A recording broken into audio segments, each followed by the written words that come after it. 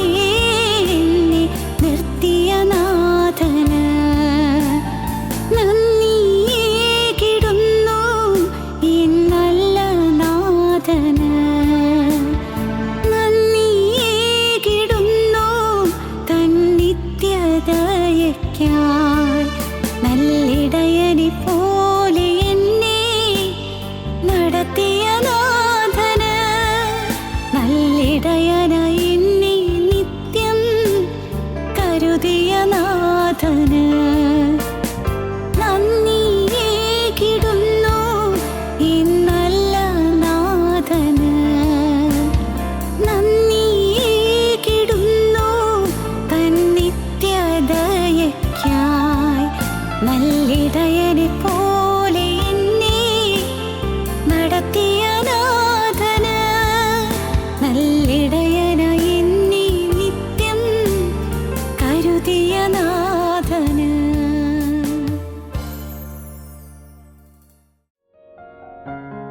ഞങ്ങളും ക്രൂശിക്കപ്പെട്ട ക്രിസ്തുവിനെ പ്രസംഗിക്കുന്നു.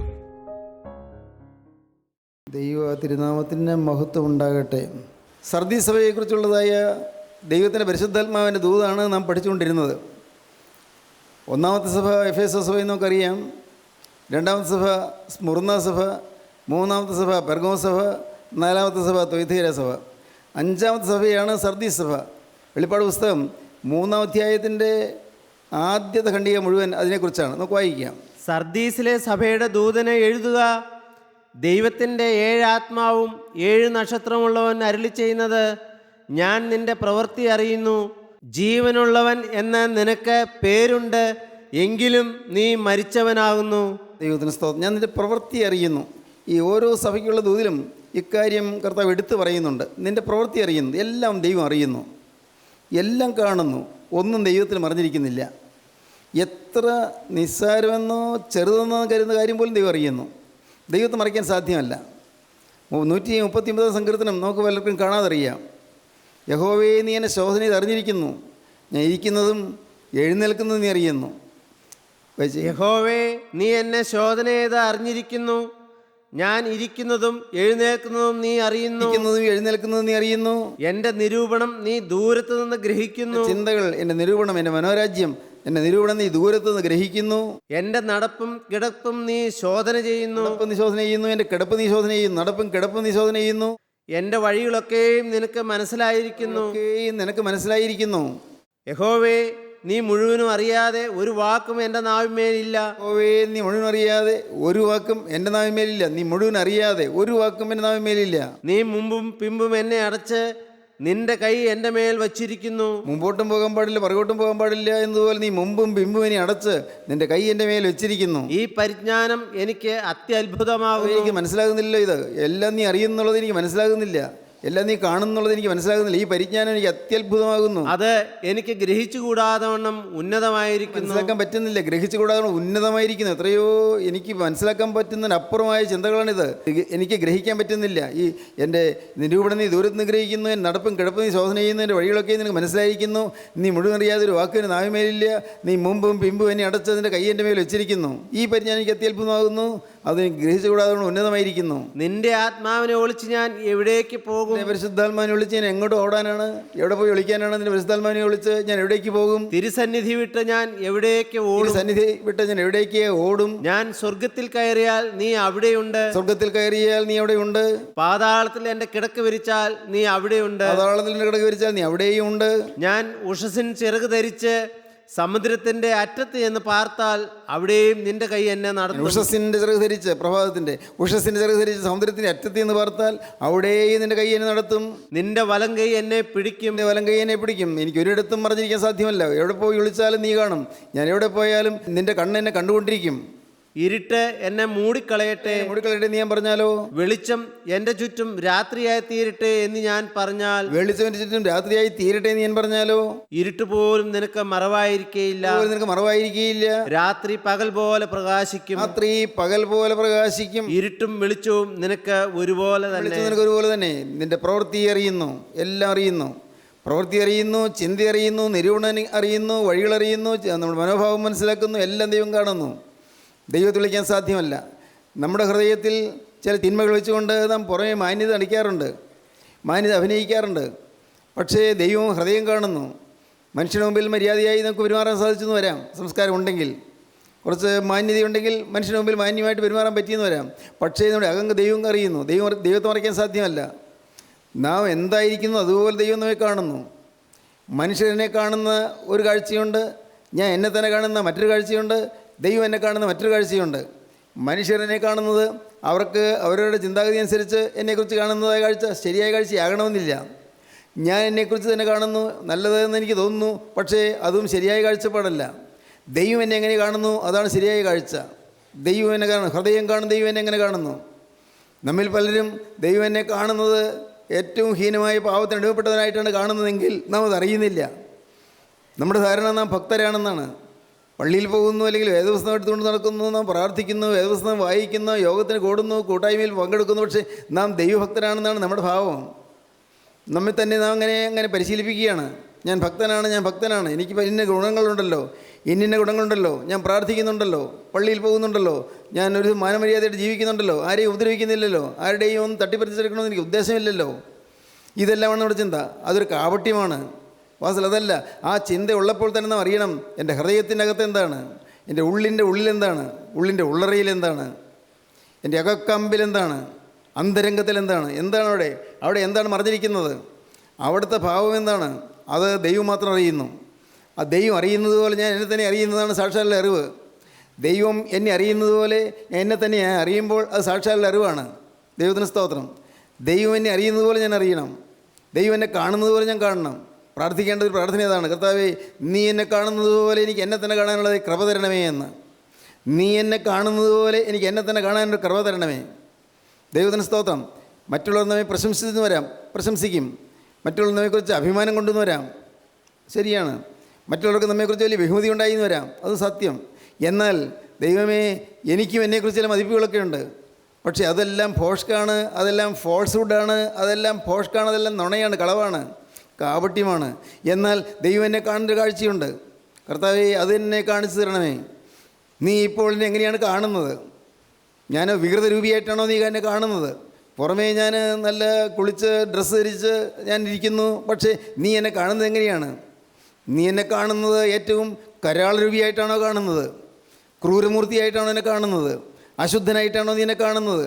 ചിന്തകൾ മലിനമായിട്ടാണോ നീ എന്നെ കാണുന്നത്? എൻ്റെ ഹൃദയത്തിൻ്റെ അവസ്ഥ എന്താണ്? നീ എങ്ങനെയാണ് കാണുന്നത്? ദൈവത്തിന് സ്തോത്രം. അത് നാം മനസ്സിലാക്കുമ്പോഴാണ് നമുക്ക് ലജ്ജ വരുന്നത്. ദൈവം എന്നെ കാണുന്നത് പോലെ ഞാൻ കാണുമ്പോൾ ഞാൻ ലജ്ജിച്ചു പോകും. ദൈവം എന്നെ കാണുന്നത് പോലെ എന്നെ തന്നെ കാണുമ്പോൾ ഞാൻ അമ്പരപ്പിലാകും. അയ്യോ, ഇങ്ങനെയാണോ എൻ്റെ ആളത്വം? എൻ്റെ ഈ പേഴ്സണാലിറ്റി, എൻ്റെ ഈ ആളത്വം ഇത് ഇത്രയും നികൃഷ്ടമാണോ? ഇത്രയും ഹീനമാണോ? നാം അത്ഭുതപ്പെട്ടു പോകും. അപ്പോഴാണ് നമുക്ക് വിശ്വാസം ഉറയ്ക്കുന്നത്. ദൈവത്തിന് സ്തോത്രം. എല്ലാം കാണുന്നൊരു ദൈവം, അതാണ് സഭകളോടുള്ള ദൂതിൽ പറയുന്നത്. എല്ലാ ദൂതിലും പറയുന്നുണ്ട്, ഞാൻ നിൻ്റെ പ്രവൃത്തി അറിയുന്നു. എല്ലാം കർത്താവ് അറിയുന്നു. സ്തോത്രം. നിൻ്റെ പ്രവൃത്തി ഞാൻ അറിയുന്നു. നമ്മെ അറിയുന്ന ഒരു ദൈവം, ഉള്ളതുപോലെ കാണുന്ന ഒരു ദൈവം. ദൈവത്തിന് സ്തോത്രം. ഇത് നിങ്ങൾ മറക്കരുത്. വെളിപ്പാട് പുസ്തകം 2-ാം വാക്യം വായിക്കൂ. 2-ാം വാക്യം, സങ്കീർത്തനം 7-9 വായിക്കൂ. ഞാൻ ഉൾപ്പുകളെയും ഹൃദയങ്ങളെയും ആരായുന്നവനെന്ന് സകല സഭകളും അറിയും. ദേവനമ്പരാൻ പറയുകയാണ്, ഞാൻ ഹൃദയങ്ങളെയും ഉൾപ്പുകളെയും ആരായുന്നവനെന്ന് സകല സഭകളും അറിയും. ഹൃദയങ്ങളെ ആരായുന്നു, ഉൾപ്പുകളെ ആരായുന്നു. ഞാൻ ഹൃദയങ്ങളെയും ഉൾപ്പുകളെയും ആരായുന്നവനെന്ന് സകല സഭകളും അറിയും. നീതിമാനായ ദൈവം ഹൃദയങ്ങളെയും അന്തരിന്ദ്രിയങ്ങളെയും ശോധന ചെയ്യുന്നുവല്ലോ. ദൈവം ഹൃദയങ്ങളെയും അന്തരിന്ദ്രിയങ്ങളെയും ശോധന ചെയ്യുന്നു. ദൈവത്തിന് സ്തോത്രം. അന്തരിന്ദ്രിയങ്ങളെ, അന്തർഭാവങ്ങളെ, അകത്തെ അവയവങ്ങളെ, അന്തരിന്ദ്രിയങ്ങളെ ദൈവം ശോധന ചെയ്യുന്നു, എല്ലാം കാണുന്നു. പണ്ട് ബേൽശസ്സർ രാജാവ്, ദാനിയേൽ 5 കാണാം, ബേൽശസ്സർ രാജാവ് അന്ന് ഒരു വലിയ വിരുന്നൊരുക്കി ആളുകളെല്ലാം വന്നിട്ടുണ്ട്. രാജാവിൻ്റെ സദസ്യരെല്ലാവരും ഉണ്ട്, രാജാവിൻ്റെ ആസ്ഥാനമുണ്ടെന്നുള്ള എല്ലാവരും ഉണ്ട്. മന്ത്രിമാരും സേനാനായകന്മാരും വീരന്മാരായ ആളുകളെല്ലാം വന്നു കൂടിയിട്ടുണ്ട്. വലിയൊരു വിരുന്നാണ്. അന്ന് ബാബിലോണിയൻ ചക്രവർത്തിയായ ഈ ബേൽശസ്സർ രാജാവ് വലിയൊരു വിരുന്നൊരുക്കി. വിരുന്നവർക്ക് കൊടുക്കുമ്പോൾ രാജാവ് ഏറ്റവും മനോഹരമായ പാത്രം കിട്ടാൻ വേണ്ടി അവിടെ രാജാവിൻ്റെ കൊട്ടാരത്തിൽ ഇല്ലാത്തതായ ചില പാത്രങ്ങൾ കൊണ്ടുവന്നു. അത് രാജാവിൻ്റെ അപ്പനായ നെബൂഖദ്നേസർ വഞ്ചിച്ച് കവർന്നെടുത്തുകൊണ്ട് പോകുന്ന പാത്രങ്ങളായിരുന്നു. യെരൂശലേം ദേവാലയത്തിൽ വിശുദ്ധി പകരുവാൻ ഉപയോഗിച്ചിരുന്ന വിശുദ്ധ പാത്രങ്ങൾ. അത് നെബൂഖദ്നേസർ രാജാവ് യെരൂശലേം നിരോധിച്ചപ്പോൾ, യെരൂശലേമിനെ ആക്രമിച്ചപ്പോൾ അവിടെ നിന്ന് എടുത്തുകൊണ്ട് വന്ന പാത്രങ്ങളായിരുന്നു. ആ പാത്രങ്ങളിൽ വിശുദ്ധി ഒരു കാലത്ത് പകർന്നിരുന്ന പാത്രങ്ങളിൽ അശുദ്ധി പകർന്നു. വലിയ അപകടമായിപ്പോയി.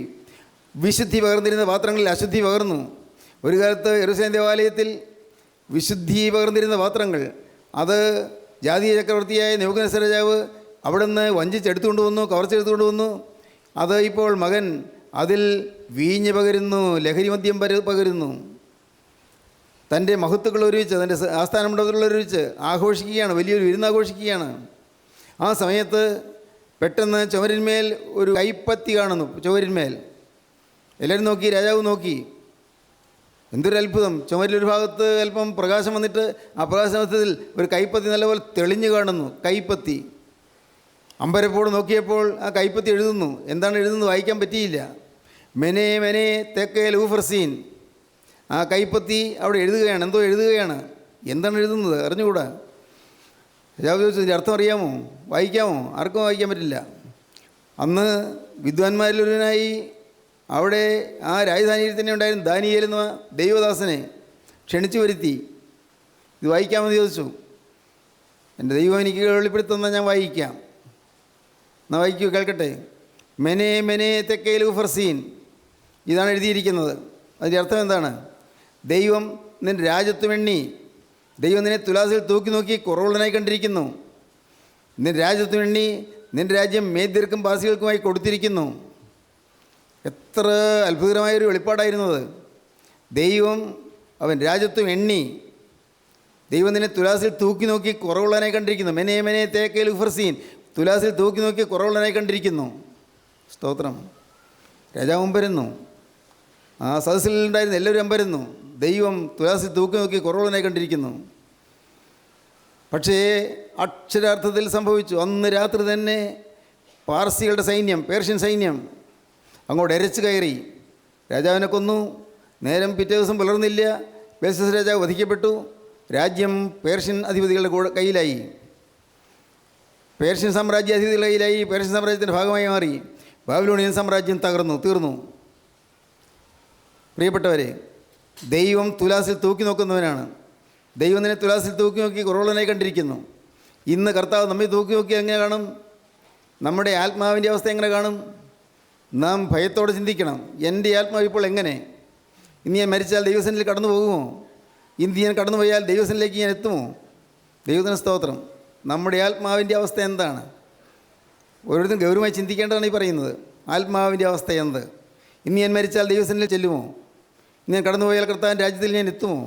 സ്വർഗീയപ്രദേശയിലേക്ക് മാലാഖമാർ എന്നെ കൂട്ടിക്കൊണ്ട് പോകുമോ? ലാസർ മരിച്ചപ്പോൾ ലാസറിനെ ദൂതന്മാർ ദൈവസന്നിധിയിലേക്ക് കൂട്ടിക്കൊണ്ടുപോയി, അബ്രഹാമിൻ്റെ മടിയിലേക്ക് കൂട്ടിക്കൊണ്ടുപോയി, വിശുദ്ധന്മാരുടെ നിരയിലേക്ക് കൂട്ടിക്കൊണ്ടുപോയി. ദൈവരാജ്യത്തിൽ. ദൈവത്തിന് സ്തോത്രം. ഇന്ന് ഞാൻ മരിച്ചാൽ ദൈവസന്നിധിയിൽ ചെല്ലുമോ? യേശുക്രിസ്തുവിൻ്റെ തിരുമുഖശോഭ ഞാൻ കാണുമോ? ഇല്ലെങ്കിൽ നഷ്ടമല്ലേ? ഇത്ര നാളും യോഗത്തിന് വന്നു, ഇത്ര നാളും പ്രസംഗിച്ചു, ഇത്ര നാളും ബൈബിൾ ക്ലാസ് എടുത്തു.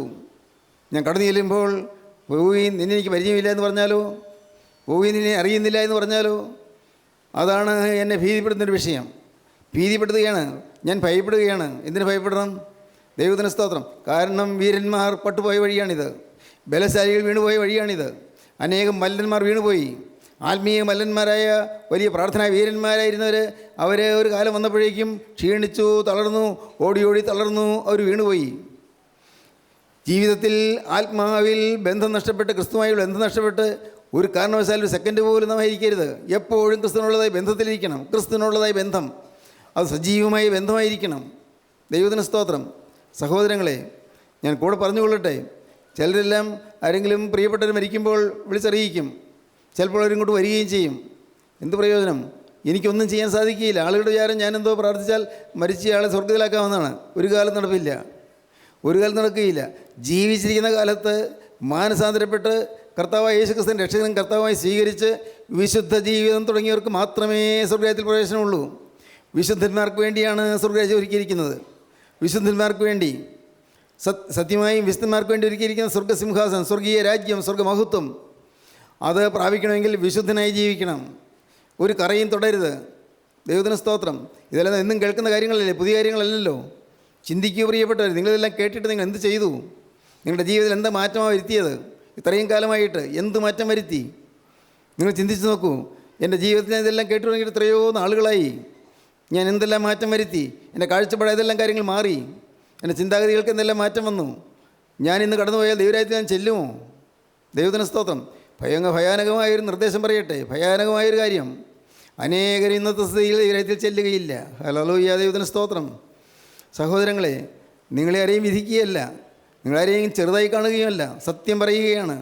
ദൈവനാമത്തിൽ പറയുന്നു, ഇന്നത്തെ സ്ഥിതിയിൽ, ഇന്നത്തെ മനോഭാവത്തിൽ നിങ്ങൾ കടന്നുപോയാൽ ദൈവരാജ്യത്തിൽ എത്തുകയില്ല. ഇന്നത്തെ കുതന്ത്രങ്ങളും കാപട്യങ്ങളും സൂത്രങ്ങളും കൗശലങ്ങളും വക്രഗതിയുള്ളതായ വിചാരധാരകളും എല്ലാമായിട്ട് പോയാൽ ദൈവരാജ്യത്തിൽ എത്തുകയില്ല. വളഞ്ഞ പ്രകൃതി, കാപട്യം, വഞ്ചന, ചതി, ദുഷ്ടത, ചിലരോടുള്ള പരിഭവം, ചിലരോടുള്ള വൈരാഗ്യം, അടക്കാനാവാത്ത കോപം, ഇതൊന്നും ആരും ഗവനിച്ചിട്ടില്ല. മദ്യപാനം ചെയ്തോ? ഇല്ലല്ലോ. കൊലപാതകം ചെയ്തോ? ഒട്ടുമില്ല. വേശ്യാവൃത്തി ചെയ്തോ? ഇല്ല. പിന്നെന്താ പാവം? കവർച്ച ചെയ്തോ? അതും ഇല്ലല്ലോ. എല്ലാം നന്നായി പോകുന്നതാണ് ധാരണ. കൂട്ടായ്മയ്ക്ക് വരുന്നുമുണ്ട്. വേദപുസ്തകം കയ്യിലുണ്ട് താനും. മനോഹരമായ വേദപുസ്തകം വാങ്ങി കയ്യിൽ വെച്ചിട്ടുണ്ട്. പ്രിയപ്പെട്ടവരെ, എൻ്റെ ദൈവത്തിൻ്റെ നാമത്തിൽ നിങ്ങളോട് പറയട്ടെ, ഇതെല്ലാം ഉണ്ടെങ്കിൽ നിങ്ങളുടെ ജീവിതം വിശുദ്ധമായില്ലെങ്കിൽ നാം തകർന്നു പോകും, നാം തളർന്നു പോകും, നാം ഉപേക്ഷിക്കപ്പെട്ടു പോകും. ഈ പറയുന്ന ഞാനും വ്യത്യസ്തനല്ല. ഞാൻ ഭയത്തോടെയാണ് ദൈവവേല ചെയ്യുന്നതെന്നേ പറയുന്നല്ലോ. ഭയത്തോടെ ഞാൻ പറയുന്ന വാക്കുകൾക്കൊത്തവണ്ണം എൻ്റെ ജീവിതം ആകുന്നില്ലെങ്കിൽ, അല്ല എൻ്റെ ജീവിതത്തിനൊത്തവണ്ണം എൻ്റെ വാക്കുകളാകുന്നില്ലെങ്കിൽ ഞാൻ തള്ളപ്പെട്ടു പോകും. എനിക്കും ഒരു പിടിയും കിട്ടുകയില്ല, ഒരു എത്തും പിടും കിട്ടുകയില്ല. ഞാനും ഉപേക്ഷിക്കപ്പെട്ടു പോകും. കാരണം ദൈവത്തിന് മുഖപക്ഷമില്ലാതെ ഓരോരുത്തരും അവനവൻ്റെ പ്രവർത്തിക്കത്തക്കവണ്ണം പകരം ചോദിക്കുന്നവനെ നിങ്ങൾ പിതാവെന്ന് വിളിക്കുന്നുവെങ്കിൽ നിങ്ങളുടെ പ്രവാസകാലം ഭയത്തോടെ കഴിപ്പിയെന്നാണ് വേദപുസ്തകം പറയുന്നത്. മുഖപക്ഷം കൂടാത്ത ന്യായവിധി. മുഖപക്ഷം ഉണ്ടാവുകയില്ല. ഞാൻ നിൻ്റെ പ്രവൃത്തി അറിയുന്നു, നിൻ്റെ പ്രവൃത്തി എനിക്കറിയാം. മുഖപക്ഷമില്ലാതെ ഞാൻ നിന്നോട് പറയുകയാണ്, സഭയോട് പറയുകയാണ്, സർദീസ് സഭയുടെ ദൂതനോട് പറയുകയാണ്, നിൻ്റെ പ്രവൃത്തി ഞാൻ അറിയുന്നു. നീ ജനത്തിൻ്റെ നായകനായിട്ട് അവിടെ നിൽക്കുന്നു, ജനത്തെ നടത്താനായിട്ട് നീ അവിടെ നിൽക്കുന്നു, ജനത്തെ ആത്മീയം അഭ്യസിപ്പിക്കാനായിട്ട് നീ അവിടെ നിൽക്കുന്നു. കൊള്ളാം, നല്ലത്. പക്ഷേ ഒരു കാര്യം നിന്നോട് പറയാം, ജീവനിൽ നിന്ന് നിനക്ക് പേരുണ്ടെങ്കിൽ നീ മരിച്ചവനാകുന്നു. സ്തോത്രം. നിൻ്റെ അവസ്ഥ ഇതാണ്. നീ സഭയെ നടത്തുന്നവനാണ്, നീ ഒരു നല്ലൊരു സഭയെ നീ നേതൃത്വം കൊടുത്ത് നയിക്കുന്നവനാണ്. പക്ഷേ ഒരു കാര്യം, നിൻ്റെ ജീവിതത്തിൽ നിൻ്റെ പ്രവൃത്തി ഞാൻ അറിയുന്നത് കൊണ്ട് നിൻ്റെ അവസ്ഥ ഞാൻ വെളിപ്പെടുത്തി തരികയാണ്. ജീവനുള്ളതെന്ന് നിനക്ക് പേരുണ്ട്, എങ്കിലും നീ മരിച്ചവനാകുന്നു. സ്തോത്രം. ആത്മാവിൽ മരിച്ച അവസ്ഥ ഭയാനകമായൊരവസ്ഥയാണ്. ദൈവത്തിന് സ്തോത്രം. ആത്മാവിൽ മരിച്ച അവസ്ഥ.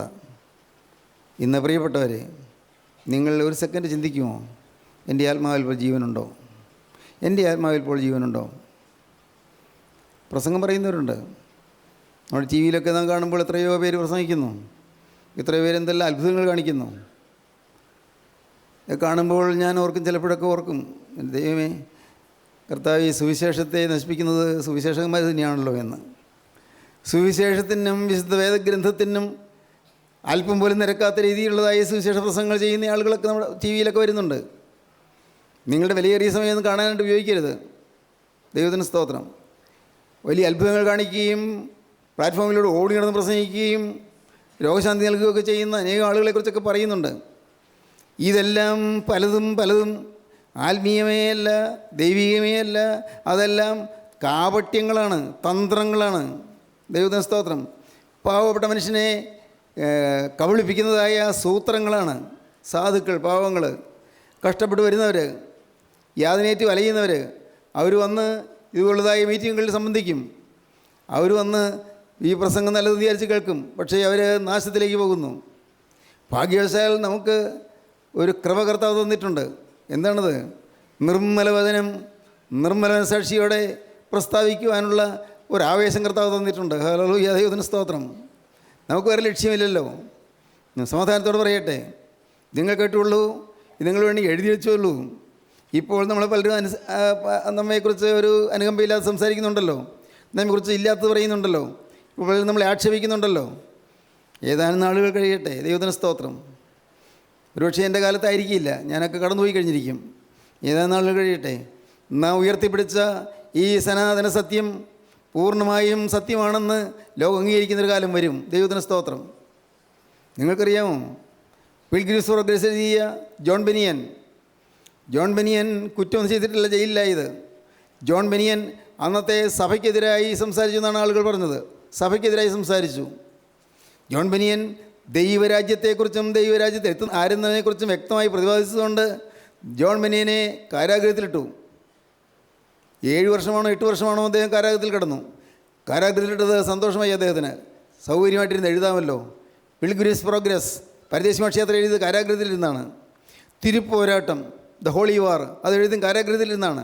എന്തിനാണ് കാരാഗൃഹത്തിൽ പോയത്? പാവം ചെയ്തിട്ടല്ല, തെറ്റ് ചെയ്തിട്ടില്ല. അന്നത്തെ സഭയുടെ ഭരണാധികാരികൾ അദ്ദേഹത്തെ വേട്ടയാടി. ബെഡ്ഫോർഡിൽ അദ്ദേഹത്തിൻ്റെ ഭവനം, അദ്ദേഹം താമസിച്ച ഭവനം, അതിന്നും പരിപാവനമായി സൂക്ഷിച്ചിട്ടുണ്ട്. അദ്ദേഹത്തിൻ്റെ പുസ്തകങ്ങളും അതുപോലെ അനേകം പുസ്തകങ്ങൾ അവിടെ പ്രദർശിപ്പിച്ചിട്ടുണ്ട്. അവിടെ അദ്ദേഹത്തിൻ്റെ അടുക്കള അവിടെ കാണുകയുണ്ടായി. അദ്ദേഹം അടുക്കളയിൽ പാകം ചെയ്യുന്നതായ പാത്രങ്ങളൊക്കെ അതൊക്കെ അതേപോലെ തന്നെ സൂക്ഷിച്ച് വെച്ചിരിക്കുകയാണ്. പ്രിയപ്പെട്ടവരെ, ജോൺ ബെനിയൻ കാരാഗൃഹത്തിലായി. എന്തിന്? യേശുക്രിസ്തുവിനെ പ്രസംഗിക്കുന്ന ഒരൊറ്റ കാരണം കൊണ്ട്. യേശുക്രിസ്തുവിനെ പറഞ്ഞാൽ ക്രിസ്തുവിൻ്റെ എതിരാളികൾക്ക് ഹാലിളകും, അവർ ബഹളം വയ്ക്കും, അവർ ശല്യപ്പെടുത്തും. ദൈവത്തിന് സ്തോത്രം. പക്ഷേ ഒരു കാര്യമുണ്ട്, ആത്യന്തികമായ വിജയം ദൈവമക്കൾക്കായിരിക്കും. ആത്യന്തികമായ വിജയം. അവസാനം യേശുവിനെ ദുഷിച്ചവരും യേശുവിന് വിലയെ തടുത്തവരും എല്ലാം കൈകാലിട്ടടിക്കുന്ന സമയം വരും. അവരെല്ലാം അയ്യോ എന്തു വേണ്ടു, പാറകളെ ഞങ്ങൾ മൂടുകയും പർവ്വതങ്ങളെ ഞങ്ങൾ മറപ്പീൻ എന്ന് പറയുന്നൊരു കാലം വരും. ദൈവത്തിന് സ്തോത്രം. അയ്യോ ഞങ്ങൾ എവിടെ പോയി ഒളിക്കേണ്ടെന്ന് പറയുന്നൊരു കാലം വരും. അന്ന് പാവപ്പെട്ട വിശ്വാസികൾ ക്രിസ്തുവിനോടുകൂടെ അനന്ത സൗഭാഗ്യത്തിൽ ക്രിസ്തുവിൻ രാജ്യത്തിൽ വാഴുകയും ക്രിസ്തുവിനെ മഹത്വപ്പെടുത്തുകയും ചെയ്യും. സ്വർഗീയ ആരാധന അനുഭവിക്കുന്നവരായി തീരും. സ്തോത്രം. പ്രിയപ്പെട്ടവരെ, ഈ മഹാഭാഗ്യത്തിലേക്കാണ് നമ്മൾ ദൈവം വിളിക്കുന്നത്. മഹാഭാഗ്യം. സ്തോത്രം. ഞാൻ നിൻ്റെ പ്രവൃത്തി അറിയുന്നു. ജീവനുള്ളെന്ന് നിനക്ക് പേരുണ്ടെങ്കിലും നീ മരിച്ചവനാകുന്നു. ജീവനുള്ളതെന്ന് നിനക്ക് പേരുണ്ട് എങ്കിലും നീ മരിച്ചവനാകുന്നു. പ്രവൃത്തി അറിയുന്നു. സാക്ഷാൽ അവസ്ഥ കർത്താവ് തുറന്ന് കാണിച്ചു കൊടുക്കുകയാണ്. നിനക്ക് കാര്യം പേരുണ്ട്, ജീവനുള്ളവൻ, വിശ്വാസി. അതെ, വിശ്വാസിയുടെ ലേബലുണ്ട്. പ്രിയപ്പെട്ടവരെ, എന്താ വിശ്വാസിയുടെ ലേബൽ? എന്താണ് വിശ്വാസിയുടെ ലേബൽ? ഒരു നിന്ദയാണ്, ആക്ഷേപമാണ്, ആളുകൾക്ക് പരിഹാസ വിഷയമാണ്. സാക്ഷാലുള്ള ദൈവമക്കൾ അവർക്ക് അവരുടെ ജീവിതത്തിൽ അനേകം പരിഹാസങ്ങൾ നേരിടേണ്ടി വരും. അവരെക്കുറിച്ച് അപവാദങ്ങൾ തെറുത്തുയർന്നു വന്നുകൊണ്ടിരിക്കും. അപവാദങ്ങൾ, കുറ്റം പറഞ്ഞുകൊണ്ടിരിക്കും. ദൈവത്തെ വേണ്ടാത്തവർ എന്നും ദൈവത്തിൻ്റെ വേലക്കാരെ കുറ്റം പറഞ്ഞുകൊണ്ടിരിക്കും. അവർ ദൈവത്തെ വേണ്ടാത്തവരാണെന്ന് അവർക്ക് അറിഞ്ഞുകൂടാ. ദൈവത്തിനെതിരായിട്ടാണ് അവർ സംസാരിക്കുന്നവർ അറിയുന്നില്ല. ദൈവത്തിന് സ്തോത്രം. സഹോദരങ്ങളെ, എന്നാൽ ഇന്ന് ഭാഗ്യവശാൽ നമുക്ക് കർത്താവ് തൻ്റെ തിരുവചനം തരികയാണ്. നിർമ്മലമായ സുവിശേഷം. എന്താണത്? എന്താ നിർമ്മലമായ സുവിശേഷം? വേറൊന്നുമില്ല. ഒരു വ്യക്തിയെയും നോക്കാതെ ഗോകുൽത്തായിൽ കുരിശിൽ മരിച്ച രക്ഷകനായ മിശിഹായെ മാത്രം നോക്കി ജീവിക്കുവാൻ ദൈവത്തിന് പരിശുദ്ധാത്മാവെ ഓർമ്മപ്പെടുത്തിക്കൊണ്ടിരിക്കുകയാണ്. ഒരു വ്യക്തിയെയും നോക്കരുത്. വ്യക്തികളെല്ലാം വീഴാവുന്നവരാണ്, വീഴണമെന്നില്ല. വ്യക്തികളെല്ലാം വീഴാവുന്നവരാണ്, വ്യക്തികളെല്ലാം തളർന്നു പോകാവുന്നവരാണ്. പക്ഷേ തളരാത്ത ഒരാളുണ്ട്, വീഴാത്ത ഒരാളുണ്ട്. അത് കർത്താവായ യേശുക്രിസ്തു മാത്രമാണ്. ഞാൻ പറഞ്ഞല്ലോ, അബ്രഹാമിൻ്റെ കാലം കഴിഞ്ഞു, ഇസ്ഹാക്കിൻ്റെ കാലം കഴിഞ്ഞു, യാക്കോബിൻ്റെ കാലം കഴിഞ്ഞു, യൗസേപ്പിൻ്റെ കാലം കഴിഞ്ഞു. 430 വർഷം കഴിഞ്ഞു. പിന്നെ അതിനുശേഷം മോശയുടെ കാലമായി, പിന്നെ യോശുവയുടെ കാലമായി, അത് കഴിഞ്ഞ് ന്യായാധിപന്മാരുടെ കാലമായി, ഗദയോൻ, ഇഫ്താഹ്, ഒത്നിയേൽ തുടങ്ങിയുള്ള കാലമായി, ന്യായാധിപന്മാരുടെ കാലം. അത് കഴിഞ്ഞ് പ്രവാചകന്മാരുടെ കാലം, ശമൂവേൽ പ്രവാചകൻ, പിന്നെ ഏലിയ പ്രവാചകൻ, പിന്നെ എലീശ പ്രവാചകൻ. അത് കഴിഞ്ഞ് പിന്നെ അങ്ങോട്ട് വന്നപ്പോൾ യെശയ്യാവ്, യിരെമ്യാവ്, യെഹെസ്കേൽ, ദാനിയേൽ തുടങ്ങിയുള്ള പ്രവാചകന്മാരുടെ കാലം. ദൈവത്തിന് സ്തോത്രം. പ്രിയപ്പെട്ടവരെ, ആ കാലത്തിൽ തന്നെ രാജാക്കന്മാരുടെ കാലമായി. രാജാക്കന്മാർ, ശൗൽ രാജാവ്, ദാവീദ് രാജാവ്, സലോമൻ രാജാവ് തുടങ്ങിയ രാജാക്കന്മാരുടെ കാലം. ഇവരെല്ലാം കടന്നുപോയി. മോശ കടന്നുപോയി, യോശുവ കടന്നുപോയി,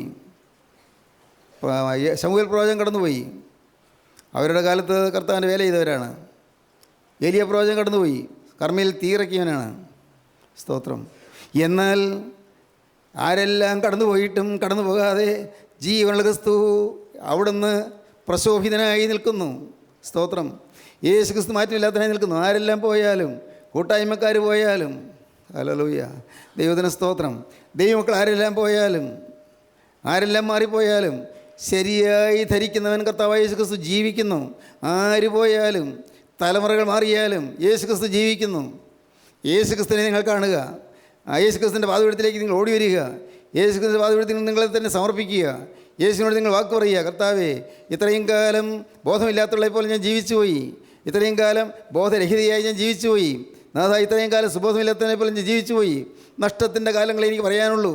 കർത്താവേ, പാഴായി പോയ സംവത്സരങ്ങൾ, കർത്താവേ, നാളും മാസവും ആണ്ടും ഞാൻ പാഴികളിൽ പോക്കിയതായ കാലങ്ങൾ, എൻ്റെ കർത്താവേ, എന്നാൽ ഒരു ദിവസം നിൻ്റെ ജീവധ്വനി ഞാൻ കേട്ടു. അപ്പോൾ എൻ്റെ കണ്ണു തെളിഞ്ഞു. അപ്പോൾ ഞാൻ ആനന്ദിച്ചു. കണ്ണു തെളിഞ്ഞ് ആനന്ദിച്ചേൻ. കർത്താവേ, നീ എന്നെ വിട്ടു പോകരുതേ. നാഥാ, ദൂരെ പോകരുതേ. ഈ ഉള്ളവളെ തള്ളരുതേ. നീ എന്നെ മാനിക്കാൻ മടി കാണിച്ചാൽ പിന്നെ എനിക്ക് ആരാണ് തുണ? സ്തോത്രം. ദൈവത്തിന് സ്തോത്രം. പ്രിയപ്പെട്ടവരെ, തീരുമാനിക്കുമോ നിങ്ങൾ?